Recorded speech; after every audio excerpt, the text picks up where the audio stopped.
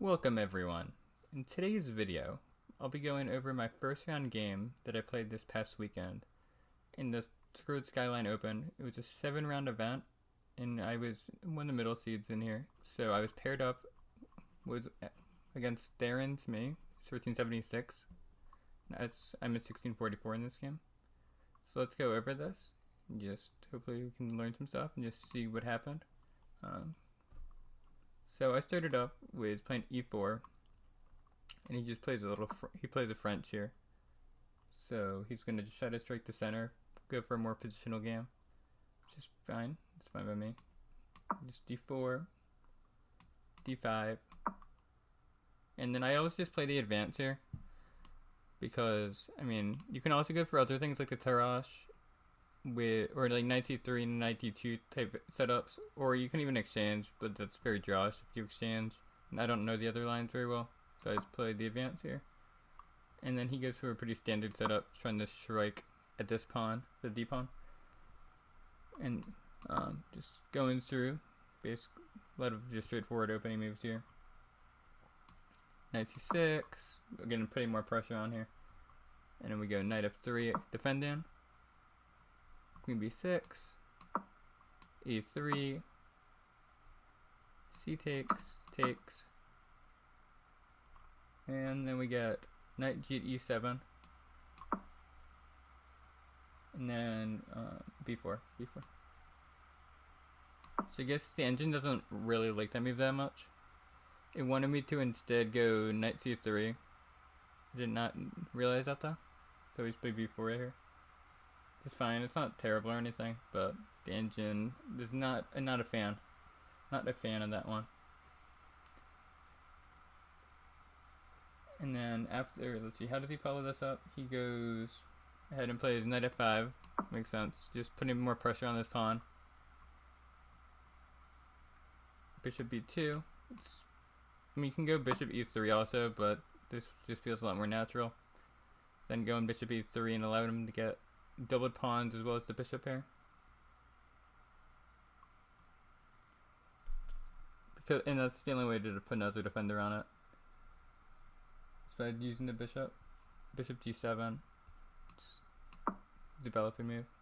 He wants to try to activate these pieces here. And then it wants me to just strike at this, basically resolve the tension and get the knight out of here by playing g4 here. But I thought that was a little too committal in this position.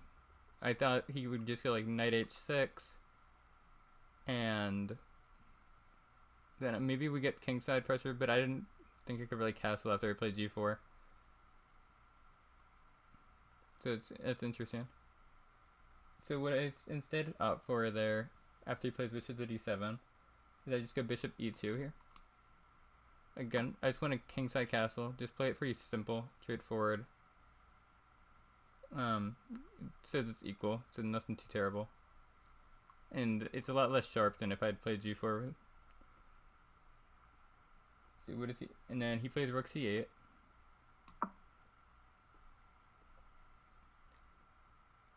Trying to take this open file.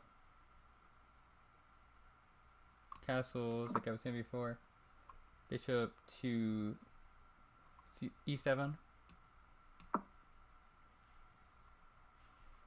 Because he's also trying to castle. It probably won't. It doesn't want g4 anymore. That makes sense. I guess because we can't put g5 anymore, maybe. I mean, I didn't really consider that idea. I just played h3 here. Didn't know exactly what the plan was.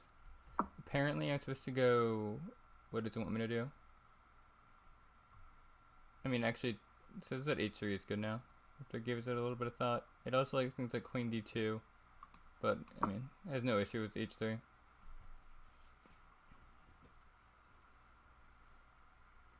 Then we go, I mean, he goes f6. And here I make a critical mistake. You can just pause it here for a second if you want to. Just see how you would proceed. Because what I did here is I made the mistake of capturing this pawn, I believe. Yes. Because here I captured, I think was e takes f6 after, or Yes, I played e takes f6 here, which is pretty much just losing a pawn, because we allow him to put further pressure on with this bishop, and we don't really have a way to defend the pawn, or we just can't defend the pawn anymore. So then we got into a little bit of trouble, and I needed to try to just complicate it a little bit, because it's still not obvious. It's not like terrible for him or anything, or not terrible for me. It's definitely not good, but still chances, of course.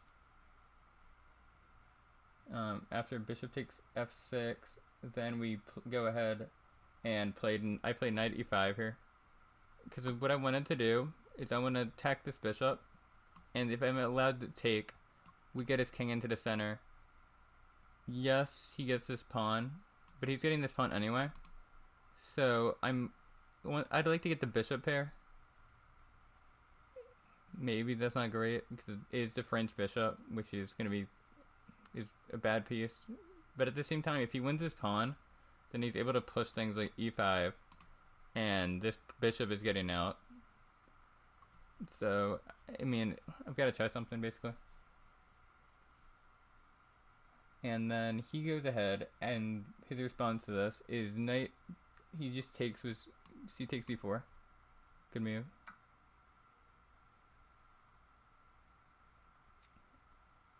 Knight c takes d4, and then here, so we got this bishop, and our primary advantage here will be the fact that we have the bishop pair. So, but if I take this bishop right away, then he can take our bishop on e2 with check, and then we no longer have the bishop pair, and we're basically just completely worse. So here, I mean, you can pause it if you want to try to find the move real quick, but here what I played was bishop h5, check, little in-between move, because he can't immediately go like, yes, you can play g6, of course, but at the same time, after you play g6, what I'm going to do is I'm going to just take this bishop and attack the queen, and then we're going to get the bishop out. We don't care about g6 immediately. So then he goes ahead and he plays g6 after I play bishop h5. It's because it's the only move to keep any sort of advantage. And then, like I was saying before, we take here because I want to get his king in the center, get the bishop pair. You gotta take, because we have a fork here, and we're gonna just take. If he just moves his queen, we take this bishop, and we're just better here, like much better. So he's got to take with the king, and now to keep the bishop pair, we have to play. I play bishop g4. That was my thought process here. Just keep the bishop pair, keep some imbalances on the board here. Because yes, we're down a pawn, but he's got a lot of work to do to actually make something out of this. So then he plays rook h to e8. Interesting little move. What is the idea of? I don't actually remember exactly what the idea was of that. Engine doesn't love it either. It wants him to just play. He wanted him to play rook c2 here, because if he, it wants him to just play rook c2, and now he's got all sorts of threats. He's threatening to go ahead and play rook h to c8, double up on this file. He's got this strong knight, got this strong rook, and we're in some trouble here. But he plays it a lot slower. Just plays rook to e8 here, which I then played rook to a2. Because what I wanted to, my idea is I wanted to, because right now he's got this knight, and he's got ideas like where he can potentially use a discovered check with this knight and then exchange these bishops, because it's undefended right now. And at the same time, this rook's got to get out. That's one of my main issues here, is that the rook can't get out. It's bad rook. I can't develop the knight at the moment. Because if I developed the knight, then thought there was an issue. Well, let's see. Maybe there wasn't an issue. Maybe I just didn't want to block the file. But anyway, we play rook to a2 here to clear up this square, to get this rook in the game, and also to stop knight check ideas.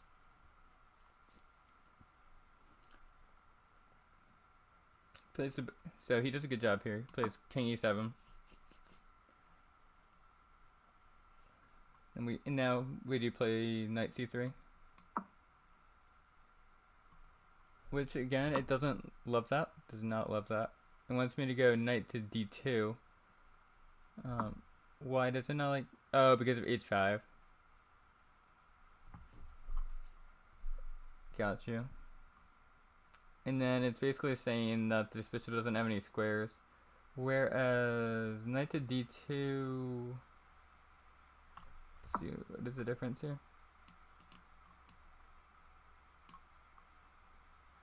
Then knight to d2. Oh, I think it's the fact that if I play back here, no, maybe. Do you want me to just? Yeah, okay. Oh, but, yeah, that actually makes a lot of sense. It just doesn't want me to block my bishop, man. It wants to like keep this tension on the diagonal. So that if I take this knight, he'll be forced to take it as a pawn instead of taking it as this knight. Because otherwise he just gets a ton of pressure and I don't get any counterplay. Like I can get if I play knight to d2. But anyway, we play knight c3 here. So that is a mistake because it blocks attention. But again, he's just playing this way too slowly. Another slow move here with rook to c7. Rook to e1. Just trying to take advantage of this pin. Because if he doesn't do anything, then he's got well, we just have a queen fork. But also we just get pressure on this pawn. So it forces him to deal with that. That's the main thing, it's just forcing him to deal with it. Spend the turn doing that. King f7. Knight to a4. Opening up this bishop, as well as getting a tempo on the queen.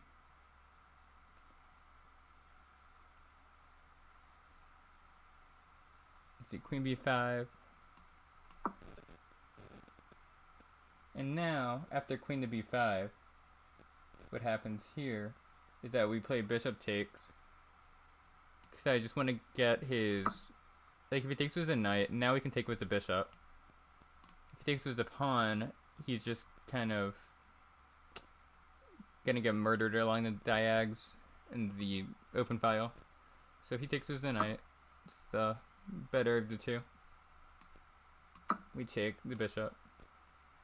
It's to force his king out to the center. And strike with g4. I'm saying, get this knight out of here. Get that thing out of here. And here he just basically blunders with, yeah, you can also pause it here. Just see what you'd play with black. But here in the game, what he plays is knight to d6, which is simply just worse for black. You have to either go queen to c4, queen to c4 does, but mainly you just have to get knight to h4. Try to get in via the, like, because you're trying to basically reroute to f3.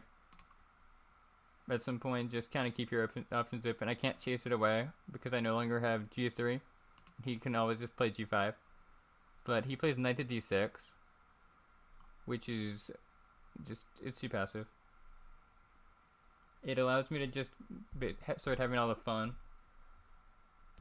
And I play knight to c5, putting pressure on this pawn, as well as, what is it? Yeah, that's the main thing. But also, we want to do ideas like queen to f3, or no, sorry, not queen to f3. We want to do queen to d4. Queen d4 is the threat. So with that, he goes queen to c4. But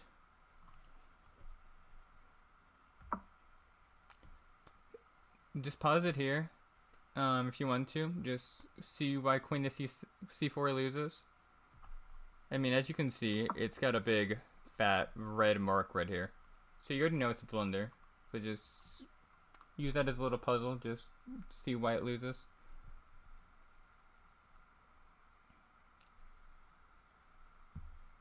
Okay, so the move here is knight or rook to c2. And the idea is that we're going to have a discovery on the rook.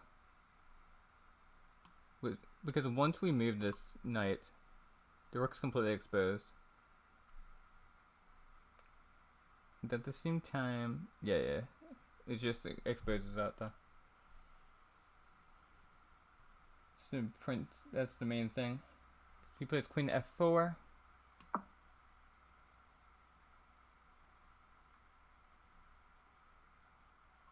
And I mean, I know I'm saying you, but here, just because I messed this up in the game.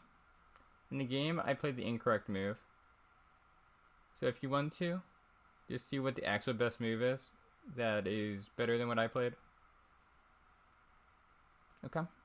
So the best move here is going to be knight to d3.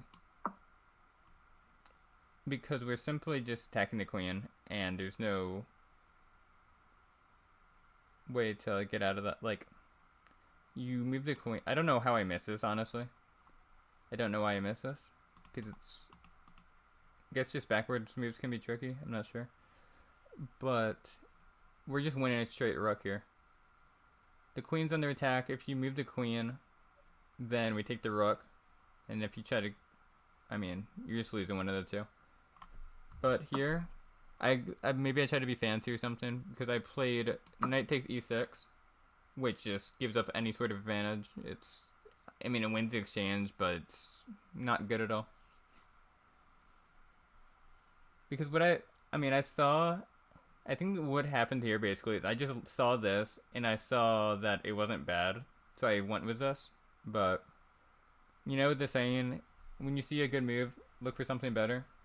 Well, that definitely applies in this case. And yeah, so he plays here, I think. Oh, what is that? What is the move here? Oh, you have to play knight to d, or you have to play, what is c to e7? Oh, I also completely missed that idea. So it is only good, it's only equal, right?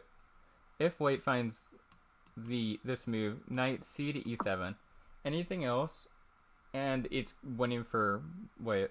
But if you find knight c to e, or if you find rook c to e7,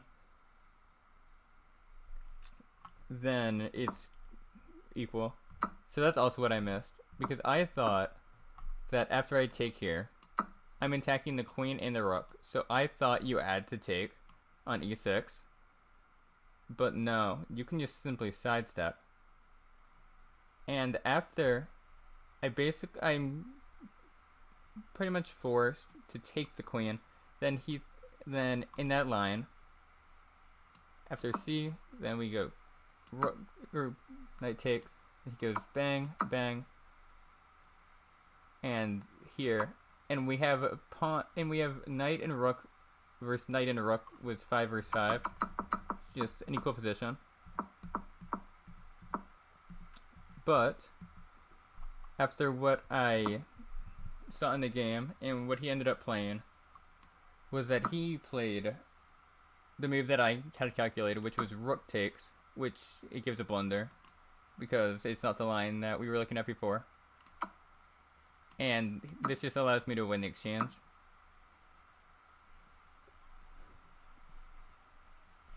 Which is, I mean, it's just a winning endgame. Now he plays knight to e4. Don't worry, the fireworks are not over yet. They are not over yet. I messed up again. Rook to c2. It's fine.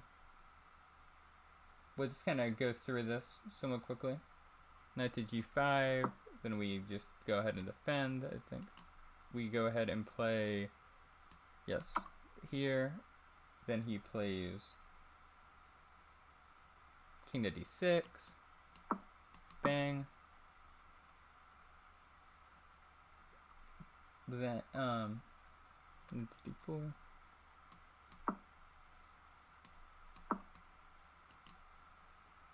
Queen f3. Or, yeah, queen f3. Queen e5. Queen f8. Do his check. Because I just want to trade off the queens here. So that's one of my main goals. Because if we trade off queens, it's completely over. King to c6.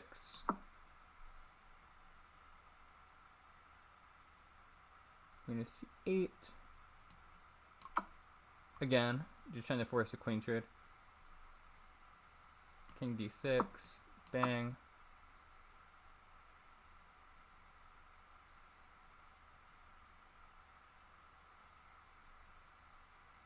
Let's just say he makes some move like this.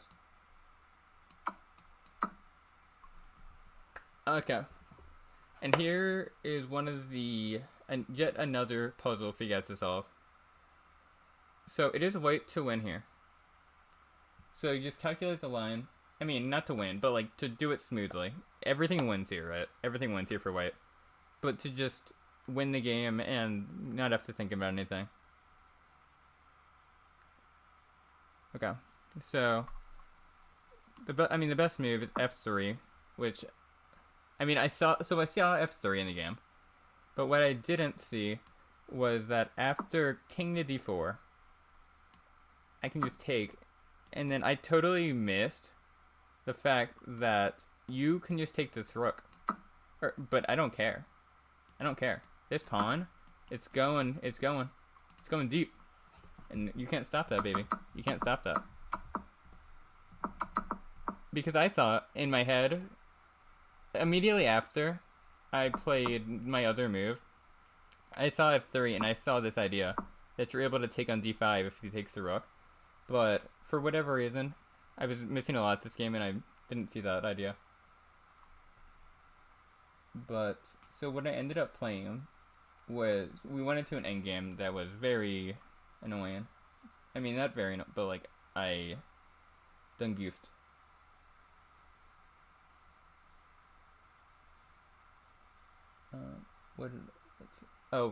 I think what I ended up doing was I played here, just trying to get the open file, because I don't know. Again, I missed this idea of f3.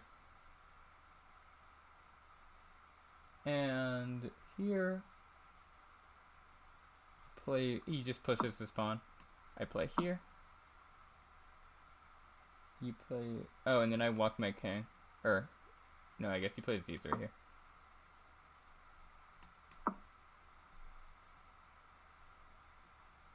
Let's see, d3, king f1, king to d4, king to e1, king to c3, rook takes b7. Yeah, that was not good either. I was not playing very good this game. I'm just gonna, but what you need to do here is you need to check first. And the reason you need to check is so that this king gets off. And then we can play rook takes. Because if you push the pawn immediately, then we just play, well, wait.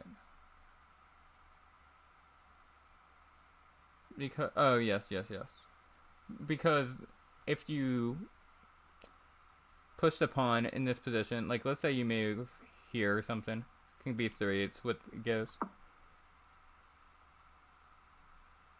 Oh, and then we just kick out and we have no issues. That makes sense. But anyway, we took here. We just take this pawn. Like a silly goose. Plays king c2. Rook to c7. Knight to c3.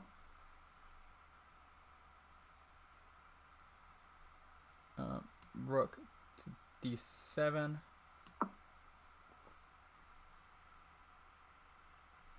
Knight to e4. Back. Then we play here. And I say, ain't no way I'm taking a freaking draw here. But the one thing we cannot allow to him is we cannot allow d2. Like, we can't just take a pawn or something. Right, we cannot do that. Because if we just take a pawn, spaghettios. And he's promoting. Just for people who might be more beginners. So what I do here, because I don't want to draw, right? So I take here. And we have to play king d1. Everything besides king d1, again, is just losing because they got king c2. So we have to go king to d1. And now he plays g5.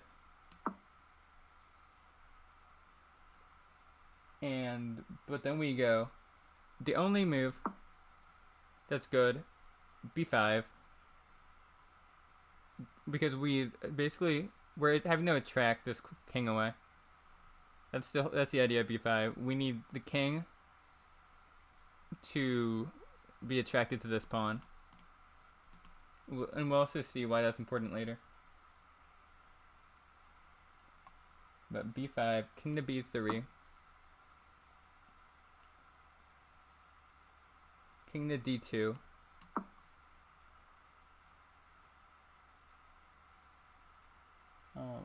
King takes eighth. He takes here. I mean everything. I mean white is winning, but we have to play with some sort of technique. And then we play king takes d3. King to b4. Apparently taking that was wrong, but sorry, my little tiny human brain. I mean, and then I believe, yes, I played b6 here. He doesn't like that apparently. Apparently that is wrong, and we needed to just go f4 immediately. But I played b6 because I wanted him to get this pawn, I wanted the king to be in the way so he couldn't go as fast. Apparently I miscalculated that though. But here, and then we play f4.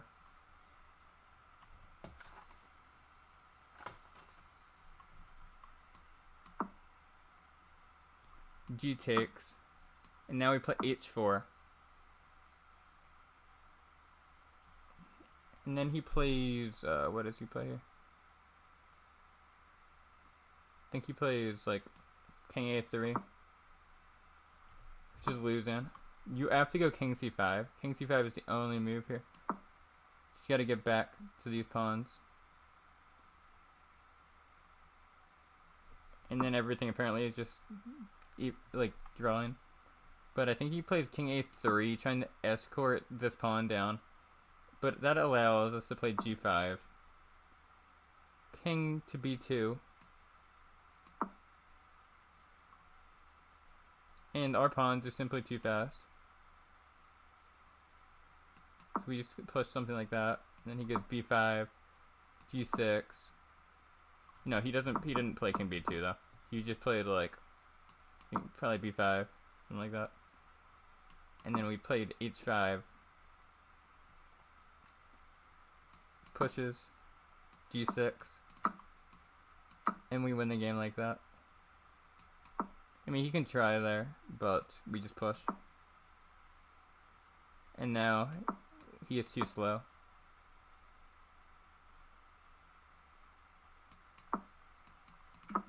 Queen. And in this position, he resigned after I made the queen. But I think there's some definite things to take away there, especially just taking your time, just calculating, um, just kind of seeing when there's a good move, just seeing if there's a better move.